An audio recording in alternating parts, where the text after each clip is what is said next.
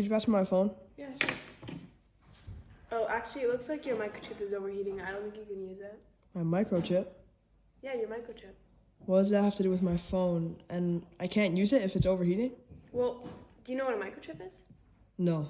Well, it's a small little electronic piece, a chip, and it's about the size, no, smaller than the size of your palm, and it's in your electronics. And if it's overheating, I can't use my phone? No, not at all. So it's pretty important.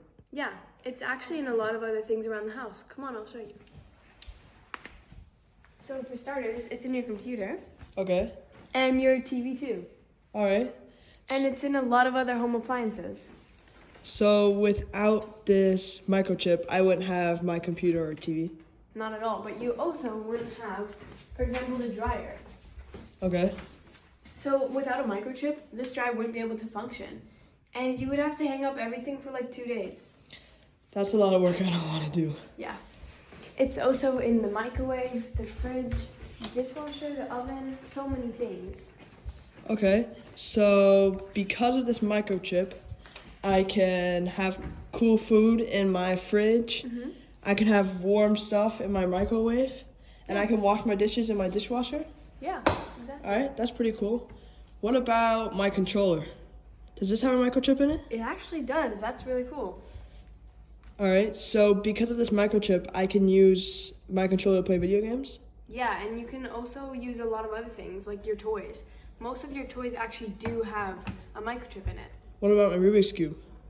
This one doesn't quite have a microchip in it. See, there's a trick to memorize if your toys have microchips in it.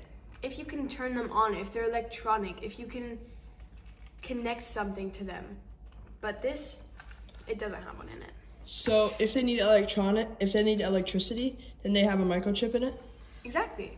Okay, are there different types of microchips? Yeah, there's actually many, but one of the main ones is the semiconductor.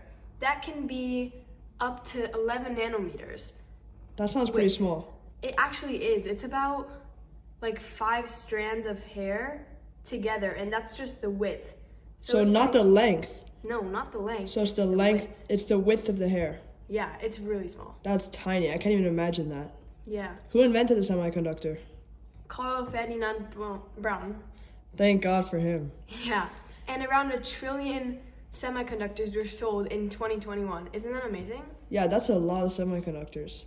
Totally. So every time I'll play with my video games or be on my computer or watch TV, I'll be thinking of the microchips. Exactly. But there's also many other ones. For example, the memory chip. The memory chip is basically like a notepad. You use your computer a lot to write stuff down, right? Yeah, all the time. Exactly. It's like a temporary notebook where you write down your stuff and the device takes it and temporarily memorizes it in your device. Okay, so that's actually pretty useful. Without this memory chip, my computer would be pretty much useless. It wouldn't be able to remember anything. Totally. But there's also the Wi-Fi chip. Without the Wi-Fi chip, you also wouldn't be able to use your computer. It's like a letter carrier. It's like magic. It's basically, it enables you to receive and send messages. Okay, so, yeah, it sounds like a magic letter carrier over the internet. Yeah, and the most important chip is the processor chip. That's the base. That's like the brains of the device. So that's what tells my device to do what it does. That's what tells, like, for example, a robot how to move or my phone how to work. Mm-hmm. All right, so yeah, those all sound really important. And without those, we probably wouldn't be anywhere near where we are today. Yeah, not at all. So these tiny little pieces of devices, these tiny little chips, are one of the most important pieces in our history, one of the most important pieces of technology that exists today.